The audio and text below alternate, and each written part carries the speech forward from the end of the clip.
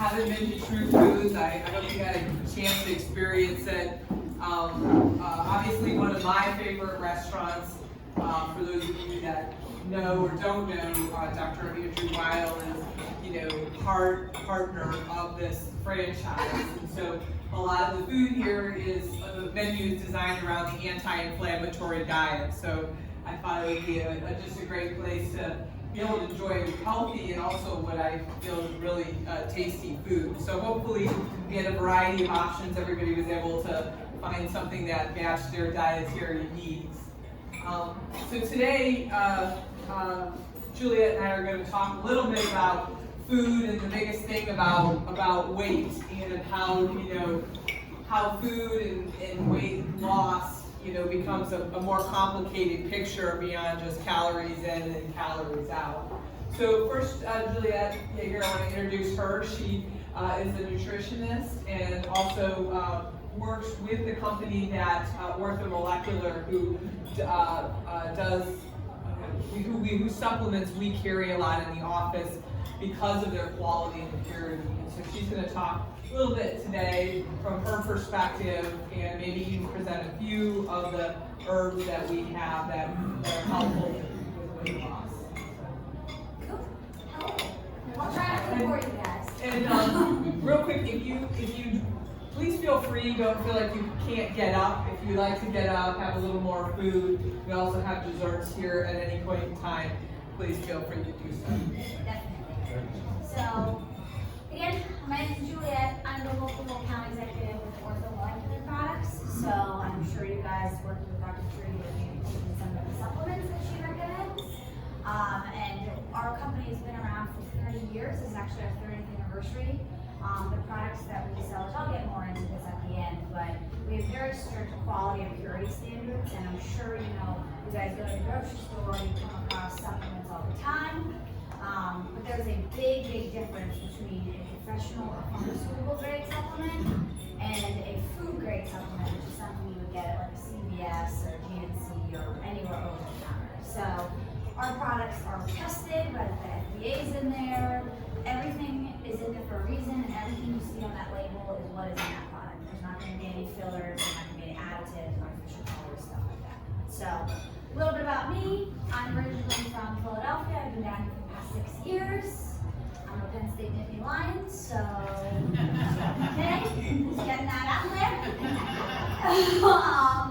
Sorry, can you tell I'm a crazy person?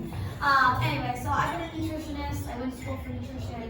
I worked in the weight loss realm since I've been in college, from anywhere from pediatrics to elderly adults. My previous role before Orthomolecular was with The Biggest Loser. You guys ever watch TV? Okay. I was behind the scenes. I was not on TV, but that could be a whole other topic for a whole other day because I can tell you stories. So anyway, so I've been around it. We've talked about it, and the big thing is obviously weight loss. So that's what we're going to really talk about today. But there is a lot more to it than just calories in, calories out, exercising, and things like that. So what we're going to be talking and focusing on today is how stress affects your body's hormones and how this affects your total life, your lifestyle, how all these things come into play, and it all affects your weight. So all these things tie in. So I'll just give you guys, we're going to go over different things that can affect you. And at the end, I'll give you some tips on how to, maybe improve your lifestyle a little bit, decrease some stress, all that fun stuff. So, are you guys stressed? I mean, come on, right? Yeah, we're not stressed. Everything's great. So, you guys know what homeostasis? Yes, balance. So homeostasis is basically balance in your body. So stress causes your body to get out of balance, which causes your hormones and all these things, and causes a snowball effect. So we're all stressed, right? Whether it's various things, and we'll get all into that. But stress has changed a lot in the history of human beings. And you look at our ancestors, and stress to them may be a lot more far in between, Their idea of the stress was, I don't know, running away from a tiger, right? All of a sudden, They're going through the woods, everything's fine and dandy, and then a tiger appears, and all of a sudden their heart rate increases, their focus increases, and their sole purpose is get away from the tiger, right? Now, our stresses are a little more frequent and common, right? So, example, a child. I'm in that phase of life where all my friends are having kids, and all they talk about is the stress that comes along with it, right? Maybe it's not sleeping, maybe their children doesn't want to listen to them. So you guys, if you have kids, I'm sure, right? So you guys get it. So, right, they're probably that's right. But you know, my mom still tells me that too. And she's in Pennsylvania, but hey. But yeah, so stressors in this day and age are a lot more frequent. So it's how our body adapts to it is what we're talking about. So I just kind of threw this up there because, you know, it's a big issue right now. So technology, our phones, right? When you're looking at your phone and any sort of electronic device, it lets off what's called a blue light. And maybe Dr. Truty talked about this. But those blue light disrupts your body's circadian rhythms. Do you guys know what that is? So your body has different hormones that allow you to relax at night and go to bed. And then your body releases things like cortisol, which is going to wake you up in the morning and get you going. All of our technology, especially our cell phones, computers, we're on it way too much. And these blue lights are not allowing our hormones to let us relax and go to sleep. So if you look at this, you know, 98% of us obviously use the internet. 67% of us use it after 11 p.m. 94% of humans use it every day. And average is less than 4 hours a day. And sleep is an average of less than 4 hours a day among Americans. Would you agree with that? No. I do not. I love sleep. I mean, I don't know. But in general, a good rule of thumb is to shut off your electronics at least 2 hours before bed to allow that blue light to kind of filter out so you can relax and get a good restful sleep. So even if you do go to sleep and you feel like you get enough hours, do you guys feel like you get a good restful sleep and you wake up feeling good? Right? So I was like, you don't have to answer that out loud. But, you know, things like being on your electronics, I'm always yelling at my husband because he is the king of laying in bed, text messaging with his friends, and I hear him giggling until midnight. And it's usually, yeah. And I say, go to bed. And then he wonders why he can't sleep, right? So, there's lots of different sources of chronic stress, but what we don't realize, well, stress in general, you know, an immediate thing is acute stress. Long periods of time, it becomes a chronic issue. These chronic things are what's going to eventually lead to chronic diseases. So when you initially get stressed, your heart rate increases, your breathing becomes more rapid, your focus becomes sharp. And what you don't realize is all of that's taking away from other bodily processes like your digestion, for instance, because your body has to focus on one thing. So we haven't quite adapted to the, hey, we're not chasing it, tiger's not chasing us, but now this is happening all the time. So your body can't keep up with it. So this is what becomes chronic, and then these things like chronic diseases like Alzheimer's, depression, right? Gut issues, you know, all these things are all tied together. And in the end, you're not going to break down and absorb your food. So it can lead to weight gain. So, not that terrifying you all. So, I want everyone to take a deep breath because you learn more efficiently and effectively if you are relaxed. So, it's great that when you take exams in college, you're freaking out, right? Because that's not going to help you do that. But, fun stuff. So, now that we're all relaxed with full bellies, we will talk about what exactly is stress. So, the technical definition for stress is the non-specific response of the body to any demand for change. So your body's just responding to Did you know that 75% of diagnosis of disease is associated with stress in some capacity? Crazy, right? So stress is a part of life and our body handles it well. So if you think of a grandfather clock, it's constantly in rhythm, right? So this is called allostasis. Our body has a unique ability to handle stress until it becomes so chronic and the load becomes too great, which is called allostasis. allostatic load where the body can't keep up anymore. And this can cause your body to burn through key nutrients like vitamin B's and C's.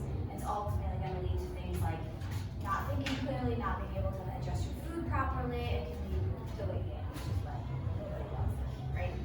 So, getting a little too in-depth, which you guys probably don't really, essentially maybe need, but there's 3 different stages to stress, and you might already know this. You guys ever see these before? I apologize, my graphics here, I'm not an artist, so can you read that? Does anyone ever hear the 3 different stages of stress? Maybe Dr. Truty has gone over it with you in the past. So we do stage 1, 2, and 3, or alarm stage is stage 1. So that is your fight or flight, right? Your initial response to stress. Stage 2 would be your resistance stage. So let's say you're going through, you hate your job, you want to get out of it, and you have to deal with a crummy boss, right? So at first, you're in stage 1, you're like, oh, this sucks, I need to get out of it. And everyone's like, me, don't tell. After a week, now your body's going to go into a resistance stage, right? Because all these hormones are constantly in that elevated state. You're always in that heightened state of awareness. Cortisol is always pumping out. That's great, but it can't last forever. So maybe, your hormones are all over the place, you don't sleep well, you're up and down, you need that mid-afternoon snack to get you through that day because you're exhausted. And that leads to stage 3, which is the exhaustion stage, which is you can't get out of bed. Your hormones finally crashed out, you're zonked, you can't think, you can't do anything, you just want to lay in bed. Do any of you guys feel like you're in one of those stages? Great. So, the stage 1 we like to say is like the working mom. So, this is just another example of that. Prolonged stress will equal out to be decreased physiological resilience, which means your immune system starting to fail on you a little bit. Decreased available nutrients because you're burning through them, because your body's trying to conserve all of its energy to get you through that stressful state, leading to decreased metabolic reserve, which means you can lead to added weight gain because now your body's exhausted and it's not doing its job. So you really don't need to know this, but this is your adrenal glands, and these are where all your hormones come from. So the outer shell is your cortex, where your cortisol and DHA, which are 2 main hormones we're going to talk about, are located. And then the inner core is going to be your norepinephrine. I know you guys love all this stuff. So how it all works with stress, again, this is a little overkill, but your brain commands your adrenals to speak to the body, and the body reports back to the brain. Some things that happen when you're chronically stressed, your increase your blood sugar levels, breaks down muscle for glutamine, increases body fat, breaks down bone for calcium, reduces thyroid function, reduces antibody production, and reduces gut immunity. So essentially, when you're constantly stressed, your hormone, your cortisol, is telling your body to go, go, go, go. So it's got to get that energy from somewhere.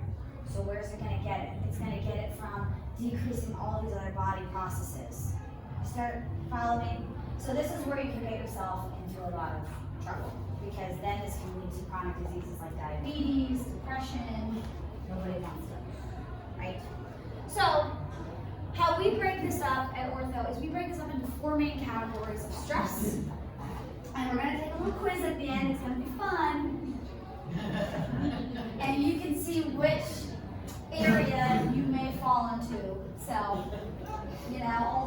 I got you guys. So, we got a mental and emotional stress. I'm so sorry, I'm obnoxious. Sleep cycle disturbances, inflammatory balance, and blood sugar imbalances. So all these 4 categories is what we're going to focus on. So, just to give you some more, now that you all are terrified of stress, so just to terrify you some more, just some consequences. So 40 million people suffer from anxiety in our country, 16.2 million from major depression, ADD over 6 million, Alzheimer's 5 million, autism spectrum 3 million, Parkinson's 1 million, and MS 400,000. And in some way, shape, or form, those are all related to stress, chronic because you're all relaxed. Okay? So, again, this is stuff I went over to. So cortisol is your body's stress hormone. This is what you want to keep, regulated. DHA is going to be your anti-stress hormone. So that's going to be your anti-aging and your calm. So these are just how your body, how stress affects your health in general. Many conditions are related to stress, and this is just going back to, the cognitive function, heart disease, Alzheimer's, depression. So this is just giving you an example. You don't need to know this for anything in particular, but this is how your cortisol, your body's cortisol should look on a given day. In the morning, you can see it jumps because that's what's getting you out of bed, getting you moving. And then throughout the day, your cortisol should slowly lower to the point where you go to bed and your melatonin kicks in, and that's when you sleep. So what happens is some people's, and you can do tests to measure this.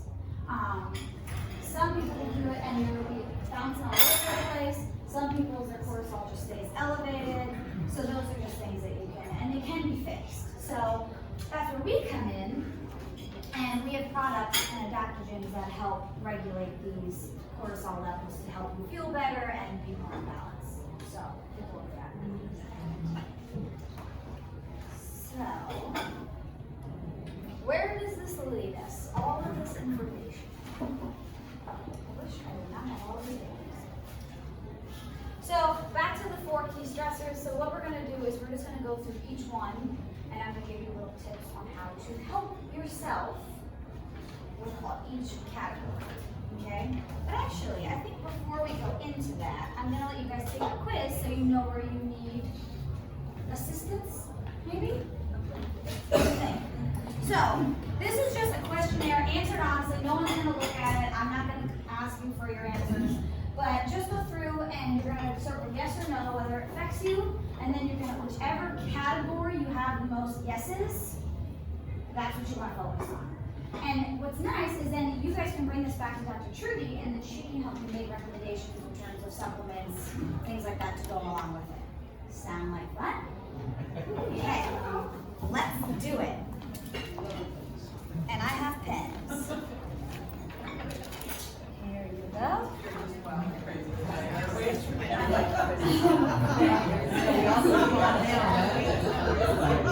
Getting rowdy, stress. Nope.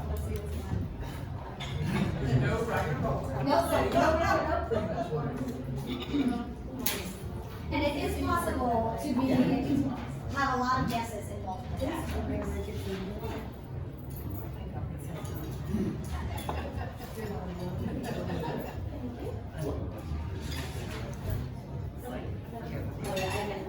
Actually, I haven't passed that many pens. Yeah, no, you're fine.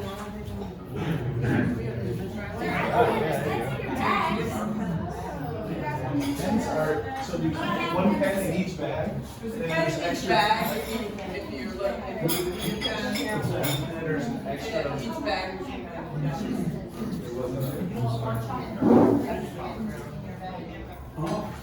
They got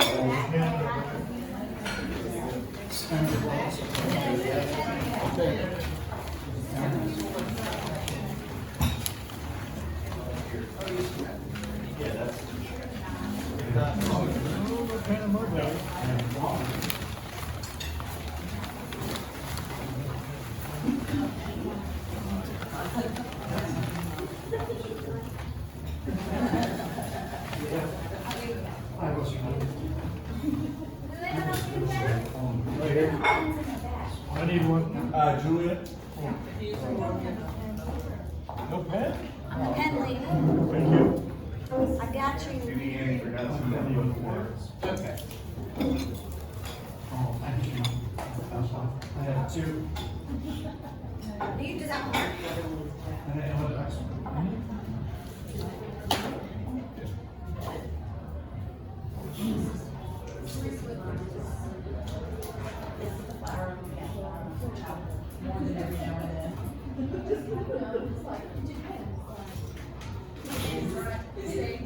Yeah, I mean, I know some days you're at work.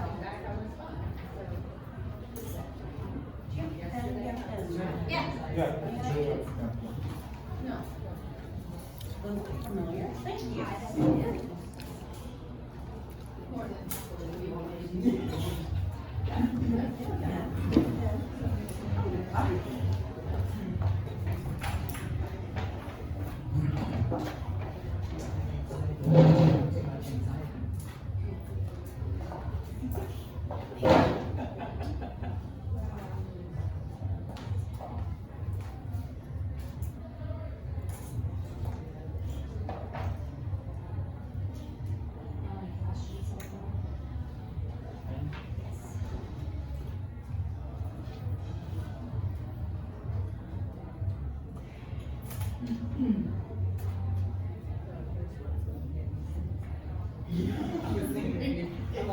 Going downhill on this one, quick. I was doing good at this.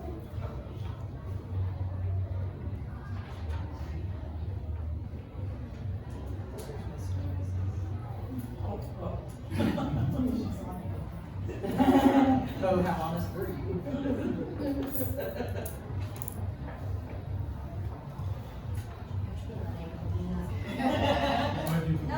I don't know.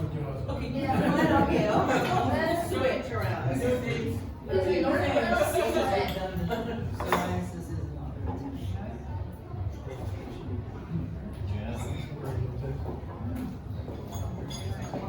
What's that?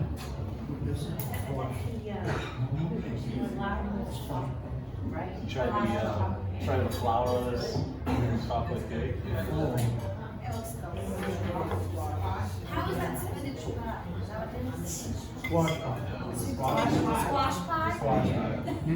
Are you talking about that? That's I heard it's really good. Yeah. I was told her to do it next week. That's what I was asking. It's the most popular. That's a flourless Yeah. chocolate cake, yeah.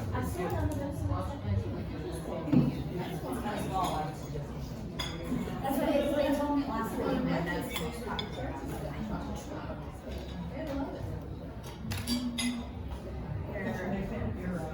That ice cream. Oh my gosh. It's coconut milk.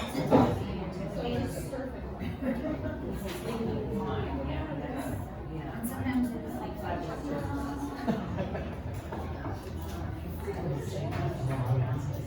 So what do we think? Was anybody surprised about anything? Pretty standard what you thought it might be? Alright, so. Can I grab your plate? What? Oh, it's okay. No, I don't need good. They're good. You're gonna have to go in front of the door.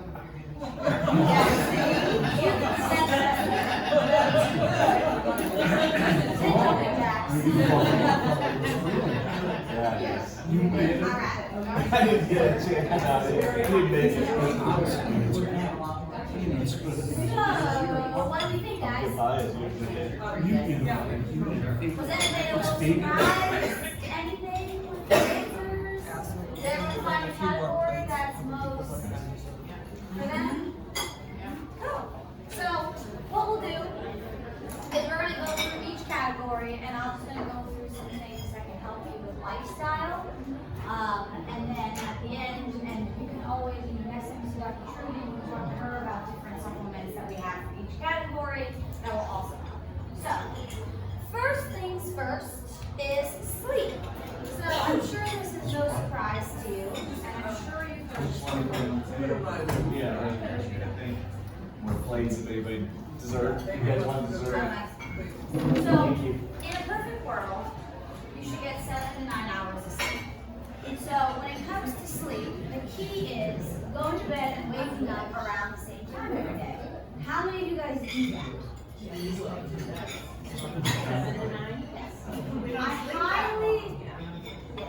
I highly encourage you to set an alarm for at the same time every day.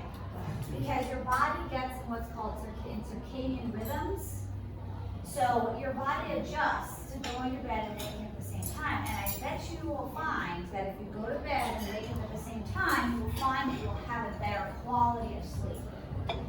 After you yawn for the first time, you have 13 minutes until you should go to sleep. Isn't that funny?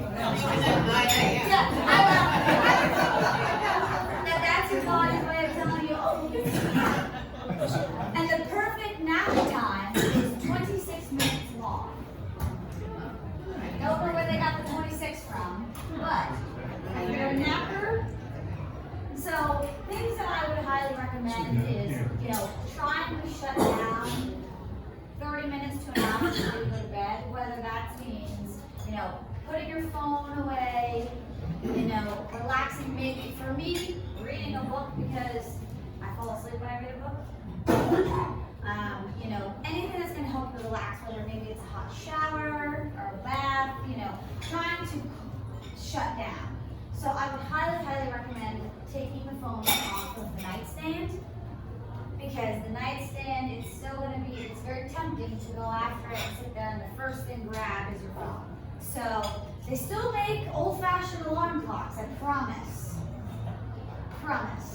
But things like getting a good night's sleep, because guess what? When you're tired and you're not sleeping, you're low on energy, yeah? So how's your body going to try to make up for that energy? It's going to be hungry. It's going to want you to eat. And what kind of foods is it going to ask for? Certainly not broccoli and hummus. All right? It's going to look for simple carbs, which we will get to in a second, but anything in its sugar state. So anything that's going to break down and metabolize really quickly. So when you're lacking sleep, you're more likely to make unhealthy food choices. Not so good, right? So sleep, whether, for me, I love magnesium.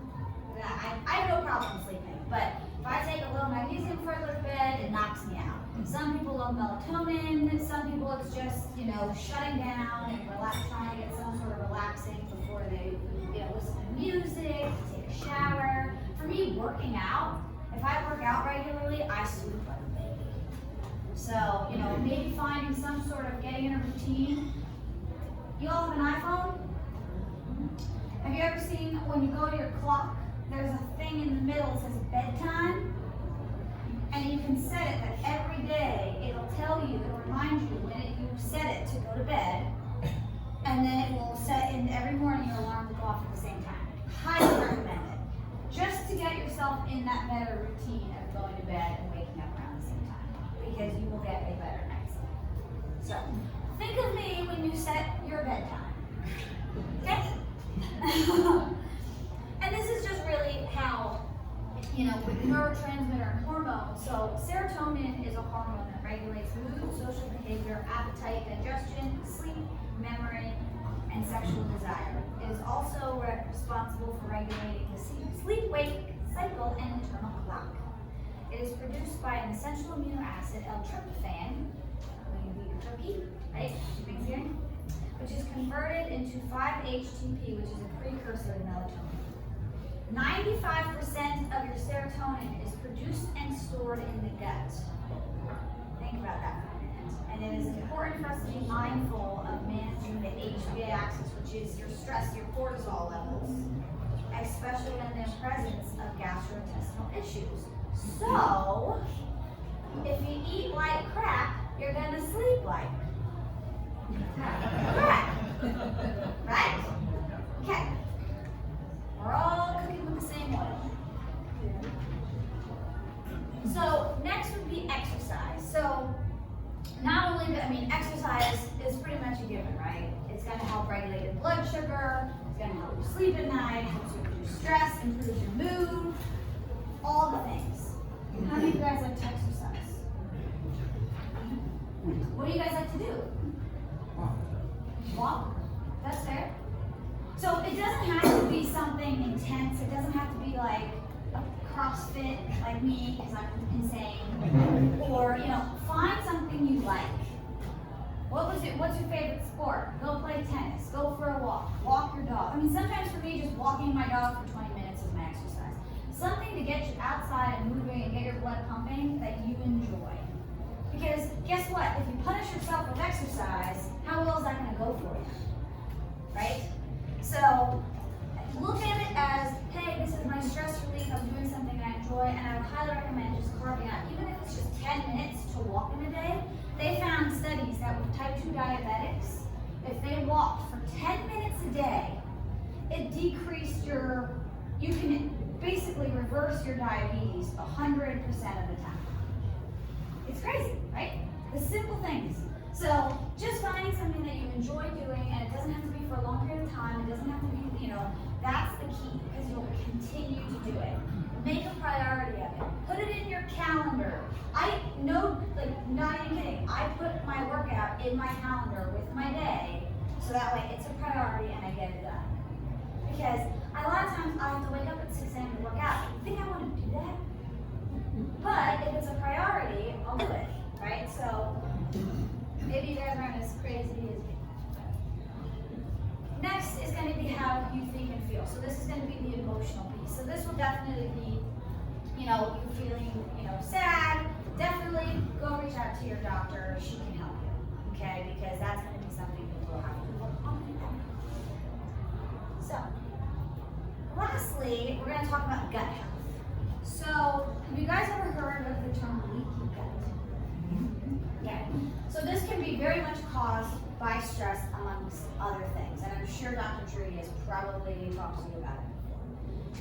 Essentially, this is the lining of your gut, and what happens is we don't eat the same kinds of food that our grandparents used to eat, right? There's a lot more preservatives, there's a lot more just processed, all these things like artificial colorings, artificial flavorings, all these things that they put in our food today, we're not meant to digest that like, the foods that your grandparents ate, right? So all these things can cause damage to the lining of your gut. And it's called leaky gut because these tight junctions is what they're called, can actually break apart, they become damaged, the hair-like projections on the top and the mucus can all get damaged, and that's going to inhibit your body's ability to digest and absorb your nutrients. So there's lots of things you can do to help your gut health. And 95% of your body's hormones are based in your gut. So you ever heard of the gut-brain connection? Again, if you eat like crap, your guts, other things are going to be affected. So there's lots of things you can do, and Dr. Truty is definitely a great resource for that. And that's like one of the things that we really work on. But eating things like eating just whole foods. If you can read what's on the label, you probably want to eat it. If it has a list this long, you might want to skip it, right? If it's something that sits on your shelf for months on end, what do you think that's going to do in your body? Right? When I went to The Biggest Loser, I kid you not, it was a very painful day because I had to go to McDonald's. I went to McDonald's and I got all this food and I put it in a case. It sat there for 4 years. And it looked like the same day I bought it. And the only reason it disappeared was because the janitor accidentally threw it out. And I was very upset. So, just saying. All that, yeah, don't do it.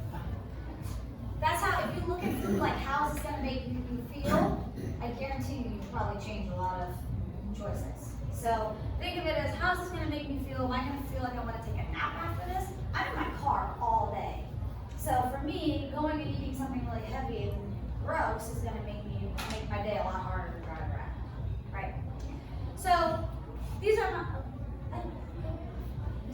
So blood sugar and insulin. So the key is that you want to eat frequently throughout the day to regulate your blood sugar, right? When you wake up in the morning, your body's in a fasted state. You haven't eaten for hours. So your blood sugars are really low. So then when you eat breakfast, that's your first meal. That's your body waking up. So if you have, let's say, a muffin and a banana for breakfast, what's going to happen to your blood sugar? Right? What about if you had some eggs? Probably not as much, right? So if you eat a good, healthy breakfast with good quality protein, your blood sugar, you're setting yourself up for success for the rest of the day because now your blood sugars are level. And if you eat every 4 to 5 hours, you maintain those blood sugar levels as opposed to sharp spikes, right? Because if you eat a really high, simple carbohydrate diet, those blood sugars are going to shoot up and they're going to come crashing down, and guess what? You're going to be hungry in an hour. And then the rest of your day is going to be like this, right? So things like eating every 4 to 5 hours, and I always say, look at your plate. Is there a protein or fat with your plate? Because that's going to help slow down the digestion of whatever you're eating, okay? This is my little carbohydrate tree.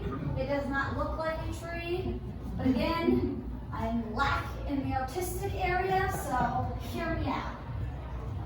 A lot of people get confused with carbohydrates. and what is what. So, I like to group them into two categories. There is starchy carbohydrates and non-starchy carbohydrates. Okay? In the non-starchy category, those are going to be all of your vegetables. And these are going to be vegetables that you do not have to cook, that you can eat raw or cooked. Would you eat a raw piece of corn? Probably not. What about a raw potato? Actually, as a child, I used to do that. We won't go there. Maybe that's what's wrong with me, I don't know. But anything that you don't have to cook that you can eat raw is a non-starchy vegetable, meaning that they're very low calories, low carbohydrates per gram. Go crazy. Eat as many of those bad boys as you want, right? Eat the rainbow, okay? The starchy category is where things get a little tricky. So in the starchy category, I break it into two subcategories. You have simple carbs and complex carbs. Simple sounds exactly what it is. These are things that are already in their sugar state that they're gonna break down and digest really quickly. So they're gonna make your blood sugar go way up and way down. So these are things like any sort of refined white flour, fruit, sugar, baked goods, you name it, okay? In the complex category, these are going to be things that are going to be slower to break down and digest. So these are going to be your complex carbs, so your whole grains, so your whole wheat flour, your oatmeal, things like that, okay? So my little rule, if you're going to eat one of these simple guys, pair it with a protein, okay? And that can be tofu, that can be an hard-boiled egg, you know, just pair your foods to help regulate your blood sugars. So that is going to be a so my little tree, my little Christmas tree. So my little simple tools for success would be staying hydrated, half your body weight in ounces in water a day. How many of you guys drink enough water? Right? A lot of times your body, you crave food when you're really thirsty. So if you stay hydrated, not only will your skin thank you, but your appetite will be much more in check as well, amongst other things. We're in Florida. Sometimes if you're outside and you're sweating a lot, things like electrolyte tablets are not a bad idea to put in your water, because water itself is not always as hydrated as we think. Eating breakfast, eating every 4 to 5 hours, pairing your food with protein, and getting a good sleep schedule. Can you do that? Yes. So, going along with all of that, going back to the stress stuff. So, you know how I said stage 1, people with elevated cortisol consistently. Stage 2, people that are all over the place. Stage 3, people that are crashed out. We have supplements that go along with that. And I don't expect you to memorize this. Dr. Truty can help you, and we can test for it. But we also have some products that go along that just kind of help the different categories, whether it's blood sugar, insulin regulation, immune health, emotional health, and sleep. One thing I want to point out is for people that do have prediabetes or diabetic, we have a product called Lysine, which is amazing. It's equivalent to 3 bowls of oatmeal in terms of fiber. So it's your breakfast. So it helps regulate your blood sugars throughout the day, but it also helps with your satiety. So if you are trying to lose weight, it's an excellent breakfast option. I'm not always like, who do smoothies all the time, but how many people skip breakfast here? I mean, I'm busy. Like, a lot of times like, I'm up, see you. You know, so this is just something easy, you know, and all of the shakes that we have are too, and that's something you definitely want to work with our Truty. But, so it's just an easy way to get your breakfast and keep you full and satisfied, and they taste delicious. I'm very picky. So, just about ortho, kind of things I already said is we are very strict and stringent on our products, which I'm sure some of you guys have already been taking them. But we do have very high quality standards when it comes to our products, so you should feel at ease that Dr. Truty did pick a good brand. I promise. And I'm not just saying that. So, any questions? Oops. Questions? Concerns? Everybody's like, get this crazy girl. What do you think? okay, you're not. Did you talk about the inflammation? I missed it. What was? That was more with the gut health. So with inflammation, a lot of that stems from your gut. So I know. Well, if any of you want to stand up or need to, real quick, Darren's going to switch over, go right ahead, get the blood flowing. Anybody think they need anything else to drink or anything? I was going to say, we're going to sit back, relax.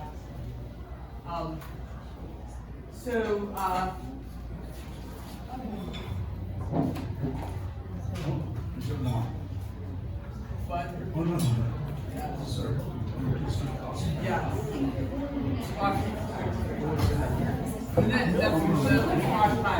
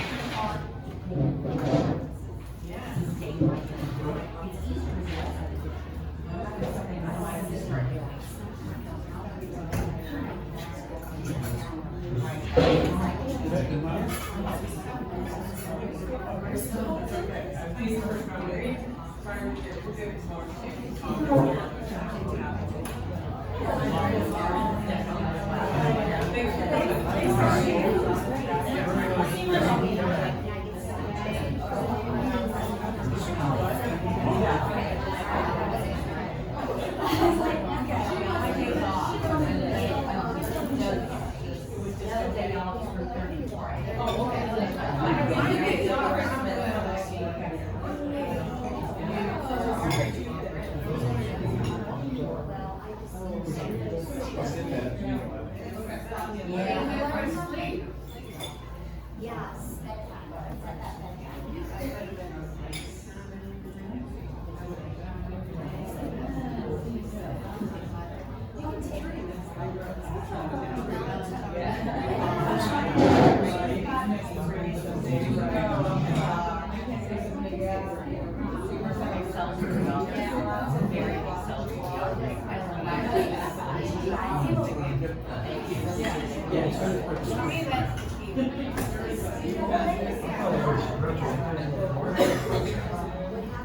Okay.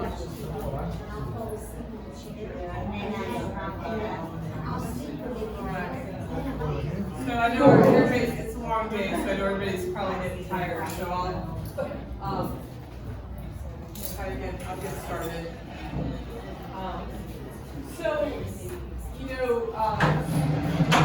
I think this is sort of one of the top things that people are always asking me, in the office about. I think it's always something that we're constantly, I think, all addressing all the time. So I thought, it'd be great, to just kind of talk about everything in general, and then, I think if something hits home, I know Juliette has a great questionnaire, and as we're going through some of this, if some of this hits home, we can always, go in depth, in person with any of this stuff. But I just wanted to kind of make it simple, easy, kind of do more of a fast overview of everything, and then, if anything strikes home, we can certainly talk about it either one-on-one or, if you have any questions. Like Julia said, when you're talking about weight loss, I cringe when people say calories in, calories out. That's all it is. So many of my medical school teachers would say that, and it's not the case. Our body is a lot more complicated than that. There's a lot of hormones that are involved in satiety and drives for hunger. And so, we can feel hungry and not necessarily need food. And that's what makes things complicated when it comes to the body. So I kind of put these, what I thought was maybe the top 10 things to think about for yourself, and see if any of these things are places where you might be getting hung up. I mean, obviously you have to be good about the basics. I mean, if you're eating 3,000 calories a day, you're not going to lose weight. So, yes, you have to, look, you got to count your calories. If you haven't done that for at least 1 or 2 days, you absolutely have to do that to know where you're at. You can't eyeball it. There's just no way to really eyeball food. So there's apps, there's Google, you just gotta write everything down for a day, and do that. And you have to be sure to exercise. I mean, it doesn't have to be much. 10,000 steps a day, if that's all you can do in a busy life, in a busy world, then just, aim for that. But just, if you need to do a little bit of exercise on a regular basis. Obviously, the more you do, the more calories that you can have. But, so I have a great BMR chart, so if anybody, wants something like that, you can put in your height, your weight, and how much exercise you do, and kind of get an average of what your ballpark should be. The second thing is lots of fiber. I mean, fiber is really important for our gut health, and it's just really important to keep us satiated. So if you're not eating 7 fruits and vegetables a day, you're not getting enough fiber. So then, if that's obviously that's the ideal. Sometimes some people then reach for psyllium powder. So most people know what psyllium powder is. It's like Metamucil or a FiberCon, and it's just husks of fiber, and it's a powdered form, and you can drink that. You can do a couple tablespoons of that a day, a couple times a day, and that will help give you sort of a sense of satiety. So. The third thing Julie mentioned is drink water. How many of us think that we drink about 8 cups of water a day? If you're good, you're doing it. But a lot of times, if you drink coffee, you need to drink a few extra cups, because if you're having something with caffeine, you're losing water. So then instead of 8 cups a day, it needs to be 9 or 10 if you're doing that. What ways that you can try to remember is, good old set an alarm, believe it or not, or just make it a habit. Like every morning when you wake up, you go drink, a glass of water. Before every meal, you drink a glass of water. So water is an appetite suppressant. So if you are a little bit hungry, believe it or not, water may actually sort of help suppress the appetite a little bit. So another reason why it's important, besides just hydration helping you, keep your metabolism boosting. So the other thing is addressing your sleep. So I think Juliette talked a lot about that, and I think she, kind of covered it. Remember the sneaky things that can cause you not to sleep. Caffeine, spiced foods, additives in foods that you might eat at dinner. Hormones play a role. So if you feel like, gosh, I was a really good sleeper up until a year ago, what's going on in your hormones that maybe might have changed that. Not getting enough exercise, certain prescription medications can cause you not to be able to sleep well. And believe it or not, food allergies can. So think about things like that if you're not getting a good night's sleep beyond just obviously stress. I mean, for most of us, that's usually a big thing. Other things you can do to boost melatonin is going to help. So there's natural foods that are good for melatonin production. That's bananas, corn, rice, onions are all good to help make melatonin. And then tryptophan. And our favorite holiday was just going around. But chicken and beef, and for those of you that are vegetarian, nuts are good sources of tryptophan. But Julia says, the way things work is you have tryptophan and you have melatonin, you have serotonin, and they're all kind of made sort of from each other. And part of making it from each other are the minerals that are very important, things like magnesium. That's one of the reasons why magnesium really does help a lot with sleep, is because it helps those cofactors work. It helps your own melatonin to be boosted. So, those are all things that, you can do and you can look at.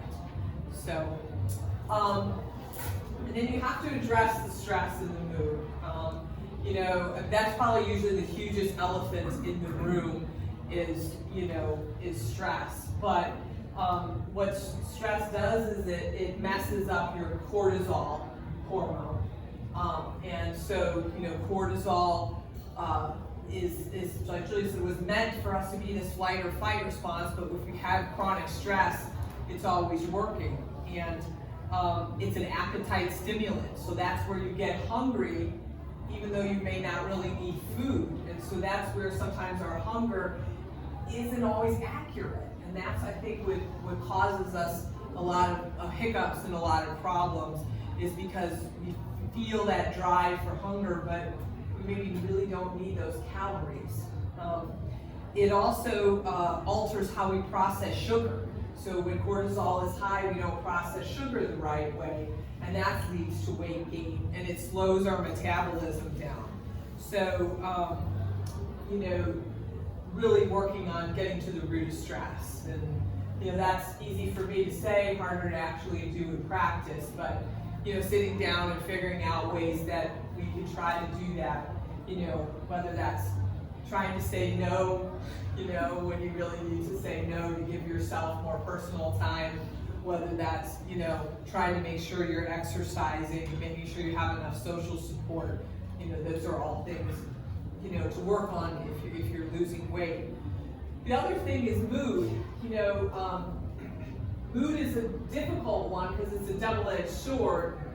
Mood itself can lead to weight gain, having trouble with mood. We're not sure what comes first. If, you know, you gain weight, you kind of don't feel so good about yourself, you sort of become down, or if you're down and you're not moving and it causes you to gain weight, but it's probably a cycle and a circle, you know, that sort of happens. And so if we can improve the mood, but the catch-22 of that is most of the prescription medicines that you use to help with mood, what do? They cause you to gain weight. So, you know, that's where sometimes really looking at herbals, you know, can be, you know, something as a good solution, because there are herbals out there that can help with the mood that don't cause, you know, weight gain. And then really focusing on those things that we know also help with mood: exercise, eating healthy. ALA is a great herbal. You know, ashwagandha is another really good herbal that are helpful for stress and helpful for mood. So those are things in our toolbox. So the next thing, you know, is balancing your hormones. So easier, you know, that's really something that, you know, if you're having an issue, if you suspect issue with that, is to kind of get those checked and see what's going on. I mean, signs are going to be having hot flashes, night sweats, you know, having low interest, low sex drive, noticing cyclical mood changes at certain times of the month. You know, your mood changes. Those are going to be things. If you're a woman and you're dealing with, you know, period or menstrual issues, you know, that is also going to be a sign that your hormones are off and could be, you know, part of your difficulty with weight loss. So, you know, obviously in those scenarios we looked at, you know, testing your hormones, seeing where they're at, and then deciding if we need to do any replacements or if we should look at some herbals. And a lot of people here have talked about there's some black cohosh and trace tree berry that are good herbals to kind of help out with female hormone issues. For men, you know, testosterone naturally decreases as we age. You know, testosterone, you know, helps men to keep a leaner body mass. And so as that decreases, then obviously, you know, it's harder to keep a leaner body mass. But the other thing, both for women and men, is that there is, you know, chemicals that we're exposed to on a regular basis that mimic estrogen. And so for men, that's a problem because now you may have some estrogen enter in your body, and sort of altering your hormones and your hormonal system and affecting you.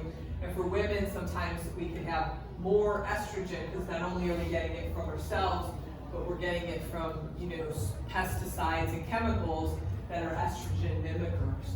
And so, taking a look at that as well. So beyond female and male hormones, there's cortisol, and Juliette talked a lot about cortisol. Cortisol affects, our bodies a lot, but insulin, and insulin resistance also is an issue. I was surprised that there's a lot more people that have insulin resistance issues than we really realize. There's diabetes when your sugar levels get so high that we diagnose you with this. There's a lot of people who run in this gray area where they don't really have diabetes yet, but they have sugars that are sort of elevated. And that's where really checking a hemoglobin A1C, seeing where you're at, and what we're realizing is if your hemoglobin A1C is 5.4 and above, you may not be really utilizing sugar to the best of your ability, and then that's what causes weight gain. The insulin resistance prevents glucose from being absorbed into the cells, and so the cells are starving because they need glucose, and so they send signals to the brain to tell you to eat more. And so you eat more, but that sugar never gets to the cells. And then what happens to the sugar is the liver takes that and it tells the body to put it into fat and make it into fat. So that's why you've got this, tire around the middle here is because of the way the signaling is working. So trying to get that looked at and fixed. There are herbals that can help with that if you really don't want to start any prescriptions, but certainly there's a lot of people now using metformin a lot sooner and a lot earlier to try to help out with some of these issues. So, and then thyroid, if you have thyroid issues, everybody knows about thyroid, so I won't spend much time on that. Everybody knows that if it's low, it's going to cause you to not lose weight, but making sure your thyroid is optimized. Some people have thyroid and they're getting replacement, but there's a feeling like you can optimize that even a little bit better. And I've seen a lot of people do better on, some alternative regimens than, typical traditional just plain levothyroxine hormone replacement. So I've definitely seen people do better. So now I'm going to sort of get into kind of the last four that I don't think people think about when they think about weight loss. And Julia kind of touched on it at the beginning, which is, chronic inflammation. I mean, how many of us feel a lot of body aches, on a regular basis? How much are we having, fluid or feeling like we're retaining fluid? And those can be all signs of chronic inflammation, joint pain, muscle aches, body aches, that aren't due from having a really great workout the day before, or 2 days before. Acute inflammation is good for the body. That's what the body uses to heal. The problem is when the inflammation becomes chronic, it persists, or there's no injury that caused it, but the inflammation is going on, it becomes an issue. A lot of times the source of that in American diet is a lot of sugar. So the high amount of sugar that we have in our diet, is a cause of it. If you think about almost every meal, anybody who's gone on a no carb or low carb diet knows that. I mean, the carbs are just automatically part of everything. If you go to a Rotary meeting and half of the breakfast is all carbs, or 3/4 of the breakfast is carbs. Oatmeal is a great thing, but it's still a carb. So there's a lot of sugar, going on in our diet, and a lot of our animals are eating grains. So fish now, if it's farmed right, they're eating grains. So they're not have the high omega-3 fatty acids in them that we really need. And so that's really what gets at the inflammation, is eating an anti-inflammatory diet and boosting those omega-3 fatty acids.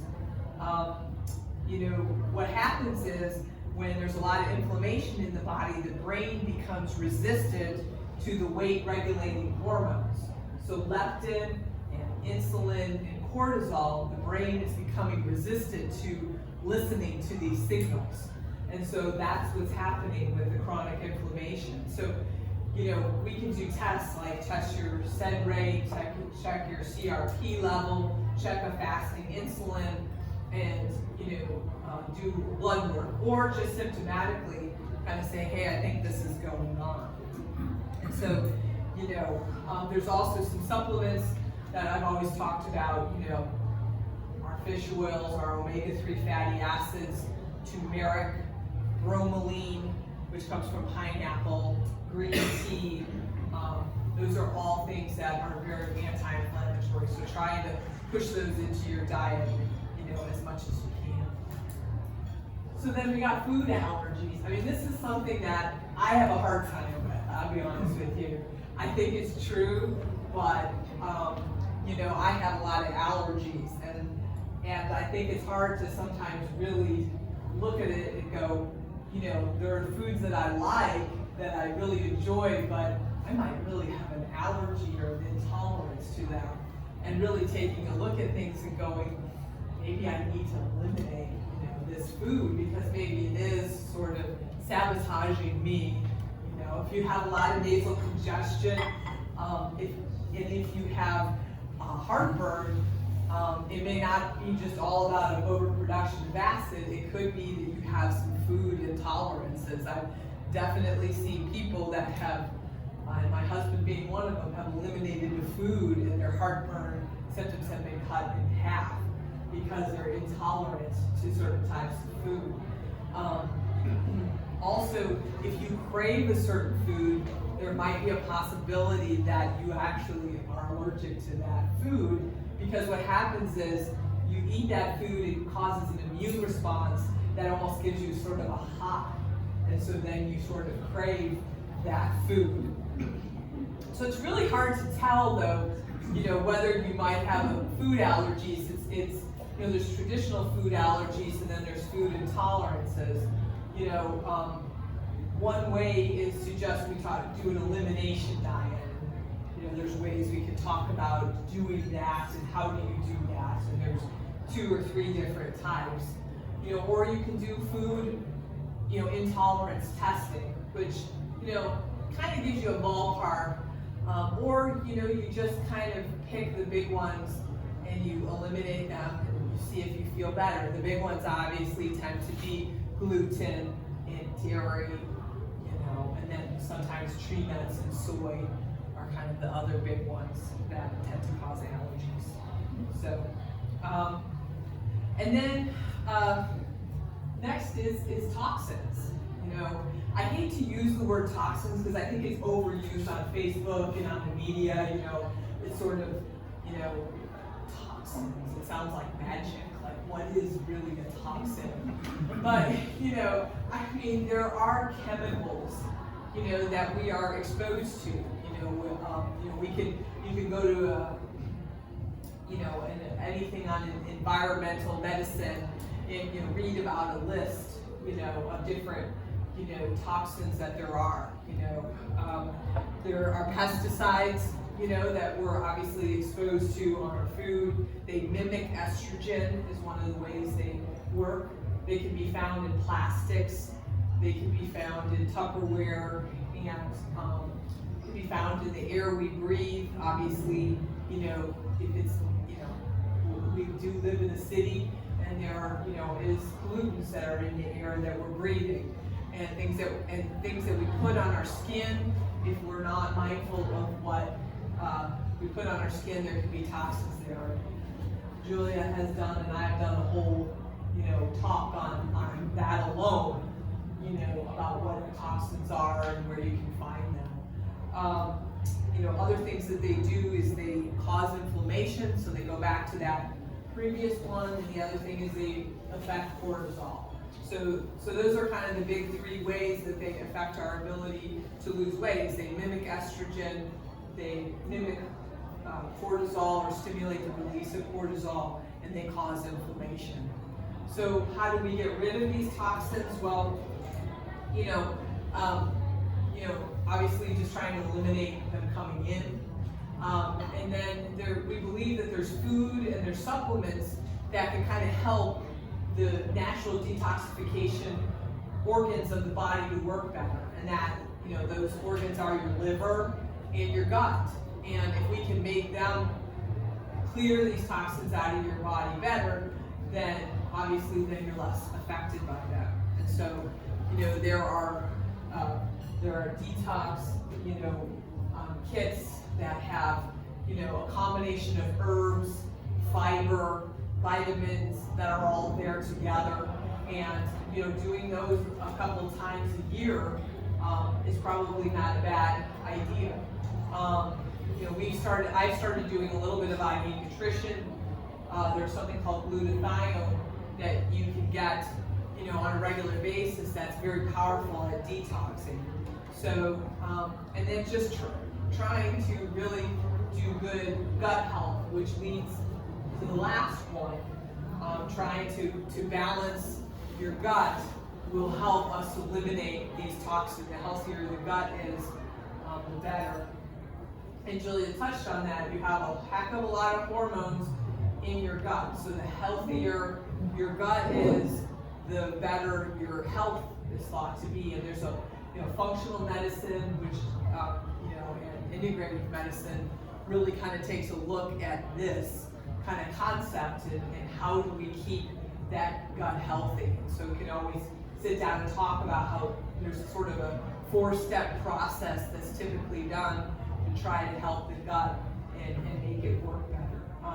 One of the things can be yeast overgrowth. If your gut isn't working very well, and there isn't a lot of good bacteria in there, yeast can kind of begin to grow. Yeast loves sugar, so it's going to make you crave more sugar. The problem with yeast overgrowth, I think, is it's a difficult diagnosis to make because almost every symptom can be attributed to that. So I tend to go down the list and look at that last. But certainly avoiding eating a lot of sugar and keeping your gut healthy will help stave off and keep away yeast overgrowth. And gut health will help your whole body sort of work better. Good tenets of gut health are eating a lot of fiber, sort of going back to, number 2, eating a lot of fermented foods. So how many of us like sauerkraut? And pickles and all those things that your grandmother used to can, pickle, and stuff like that because we didn't have good refrigeration.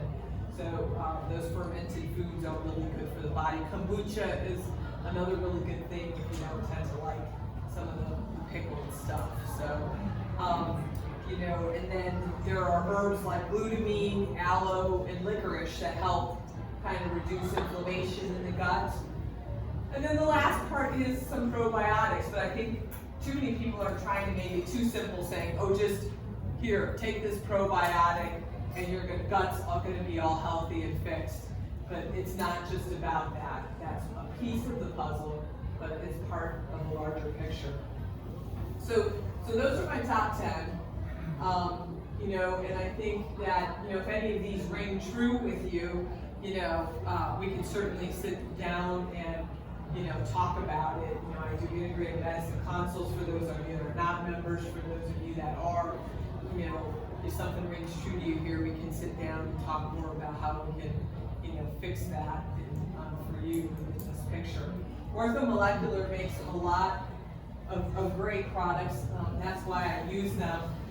Particularly, like Julie said, if you're looking for a meal replacement, if you're on the go and you want to have something that is complete, that is good for you, there's a couple of different protein powders that they have. And Inflammacor is really great at reducing swelling and inflammation in the gut. So if we're dealing with issues with that, I like this one. The Mitacor is sort of your basic sort of really good protein powder that's plant-based. So for those that are vegetarian or if you want to avoid a lot of whey, Mitacor is really great. And then the Glycemacor, is really good for those people who have the insulin resistance, issues, and they want to have a shake that's really well balanced for someone having that kind of issue. That's great. And then they have their detox product, which, I also really like. It is a little bit of an intense thing for about a week, but it really works well. So, but those are just a few things that, are part of, a lot of things in our toolbox. So hopefully this kind of has been, helpful for you as far as keying in on a few things if you're having trouble with weight loss or a friend or a relative. And, I don't know if anybody has any questions or anything that this has sort of sparked. Well, thank you so much today for coming. I hope you've enjoyed yourself. I think this is, a great place, to have, food and stuff like that. Everything here is sort of based on the anti-inflammatory diet here. So, this is a great time of year. A lot of people are, talking about healthcare and so, keep us in mind and our membership in mind for people who might be interested in sort of, our type of practice. But hopefully you've enjoyed yourself. Thank you very much for coming tonight.